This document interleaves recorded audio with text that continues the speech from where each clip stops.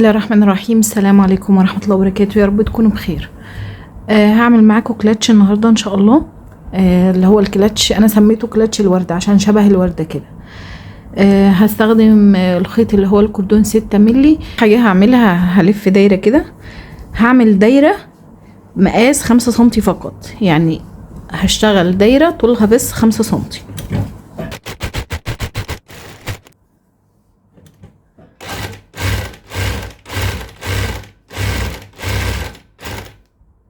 كده من جميع الاتجاهات الاقيها 5 سنتي، انا محتاجاها ان هي تكون 5 سنتي فقط. طيب نرتفع الجزء اللي بعد كده، انا بسميه مروحة. انا لو عندي الجزء اللي هو المغناطيس ده هحطه كده على النهاية اللي هي بتاعة الجزء المعدن ده كده بالشبه كده، وبعدين ادخل هنا وهعمل المروحة. انا سميتها مروحة، يعني هي ملهاش اسم بس انا سميتها شكل مروحة. بنتني فتلة الخيط كده كده، يعني ادي فتلة الخيط بنتنيها كده اهي ونخيط التقريب كده. يعني لو ما فيش المغناطيس ممكن بالتقريب كده، هي تقريبا طولها مثلا 6 سنتي، فانا بالتقريب كده هعملهم كلهم قد بعض. انا هعمل دول 8، هعمل المراوح دول 8 مراوح. هلف كده واخيط اهو، ادي واحد. يعني طالما بدأت بواحدة لازم يكونوا قد بعض. تانية،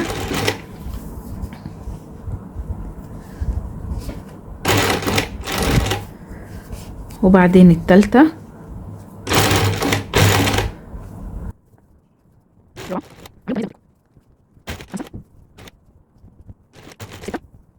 سبعة، وادي التامنة اخر واحدة اهي. هاجي جاية كده وبالخيط ده كده، واحاول ان انا اقرب او اظبط شكل المراوح ده وارتفع 5 سطور دوران كده على المراوح دي.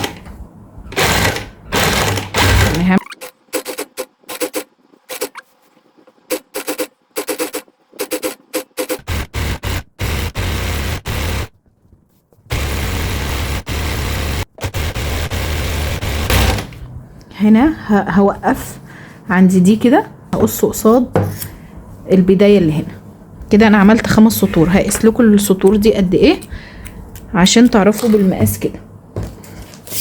عرض السطور دي تقريبا 4 سنتي، تقريبا 4 سنتي.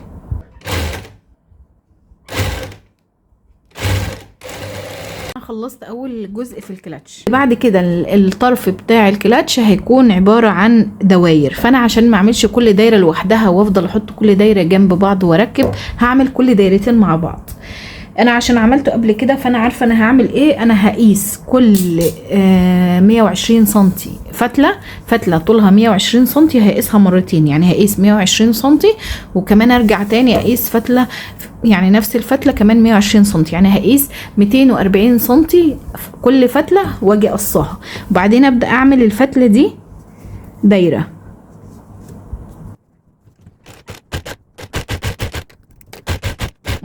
بنبقى عارفين طبعا طول ال 120 سنتي. انا حاطه هنا علامه فتله كده سودا عشان لما اوصل عند الطول ال 120 سنتي اوقف عنده. وصلت عند الفتله هوقف كده. تقريبا هيكون طولها المفروض انها تطلع 10 سنتي تمام كده برضو. بس هلف الخيط لان انا زي ما قلت لكم قايسه فتلتين، كل فتله طولها 120 سنتي، يعني نفس الفتله طولها 240 سنتي، بس كل دايره هعملها هتاخد 120 سنتي. لما نعمل كل دايره لوحدها ونثبت كل دايرتين يكونوا مع بعض افضل، حتى في الشكل نفسه هيبقى افضل. وبعدين نلف كده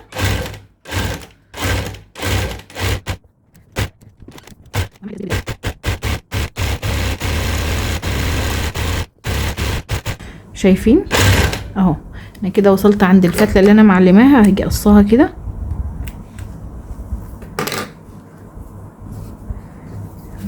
وده برضو بفضله في شغل السجاد برضو.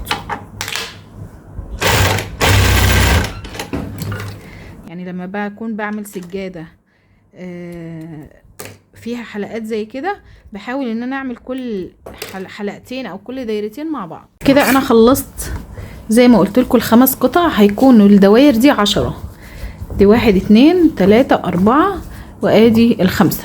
مش هثبت، يعني انا المفروض ان انا هثبت كل طرف اخير ده، مش هثبت لغاية بس ما اثبت الدواير دي هنا مع الدايرة، عشان مثلا لو في ملي او 2 ملي مثلا ناقصين ممكن افك كده اوسع لنفسي شوية الدايرة دي، بحيث ان الجزء ده يتركب مظبوط. هجيب الدبابيس كده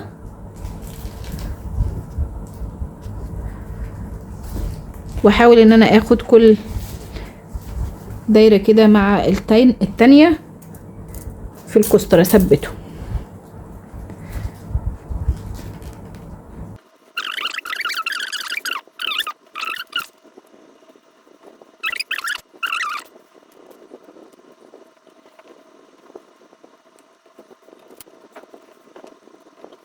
فاضلة دي المسافة اللي هي فاضلة دي هحاول ان انا اجي مرخية لنفسي الكوسترات كده شوية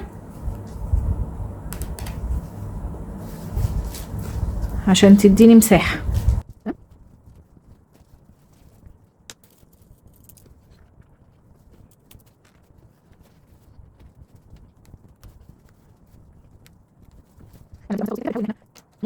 عشان نطلع في 2 ملي 3 ملي ناقصين كده بين الدوائر، بنحاول نظبطهم. يعني هو المسافة اللي كانت ناقصة دي تقريبا ما تجيش 1 سنتي مثلا، فاحنا بنحاول نظبطها في الشكل العام النهائي. باجي جاية هنا عند المكنة واقصر المسافة بتاعة الزجزاج عشان هثبت.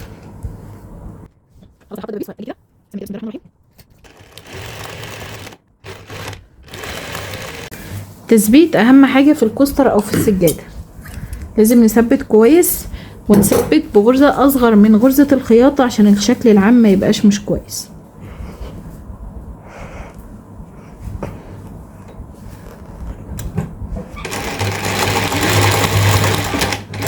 نخلي التثبيت ده في النهاية عشان نعيد عليها كلها ونركز ان احنا ثبتنا كل حاجة اهو.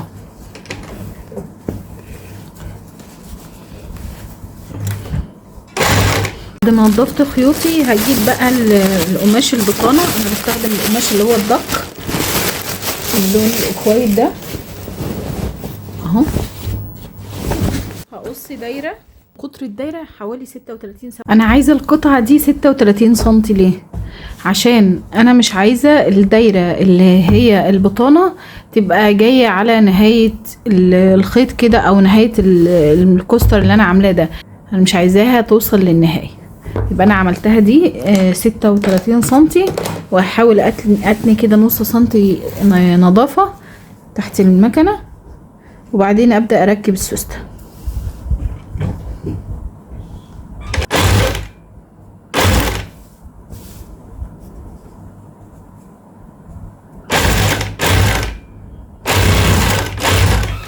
خلاص كده نظفت الجزء ده، او عملت كده تنظيف خياطة للدايرة بتاعتي.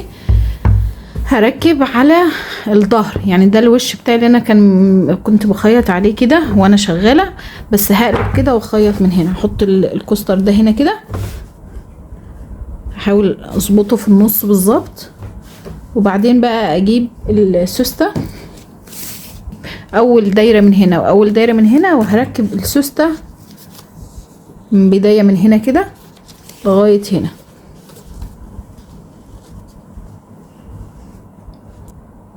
وهركب بقى السوستة على القماش الاول وبعدين اثبت خياطة.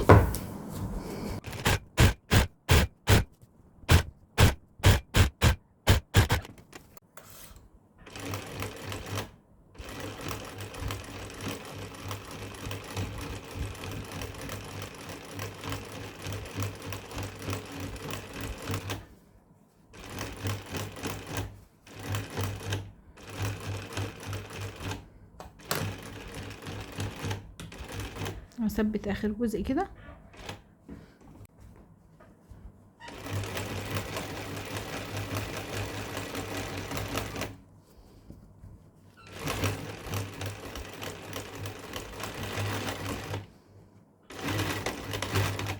خلي بالكم انتوا بتخيطوا السوسته ان انتوا تخيطوا السوسته على ظهرها عشان لما تقفلوا كده يبقى السوسته تقفل صح. تمام، دي نقطه خلي بالكم منها. يبقى انا بخيط السوسته على الظهر، كل حاجه بخيطها على الظهر، حتى الجزء اللي هو بتاع الخياطه ده بخيطه على الظهر.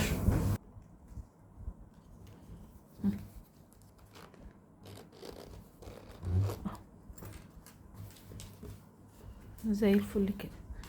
هقفل الجزء ده شكله. هندخل السوسته جوه، والدايرتين الاخرانيين دول هنقفلهم على بعض كده ونخيطهم مع بعض خياطه يدوي، مش هيمشوا تحت المكنه، فاحنا هنقفلهم تقفيل يدوي كده، تقفيل نظيف كده. نحاول ناخد الجزئين دول مع بعض بشكل مظبوط ونقفله.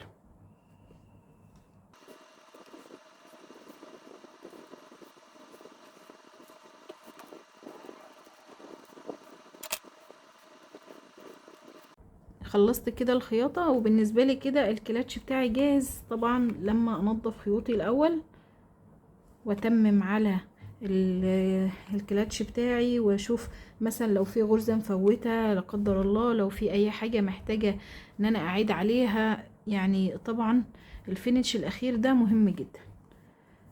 دي اخر غرزة اهو، وبكده انا فاضل لي بس التنظيف.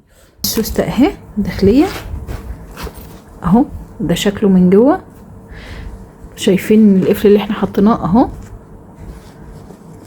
اهو. تمام، انا نفذته قبل كده بالخيط الاوف وايت، وبصراحه شكله مميز جدا وحلو جدا. والمره دي حبينا نغير كده معاكم في اللون، وممكن برضو يتنفذ بجميع الالوان. هيبقى يعني قطعه فنيه مميزه في الصيف، واتمنى يعجبكم.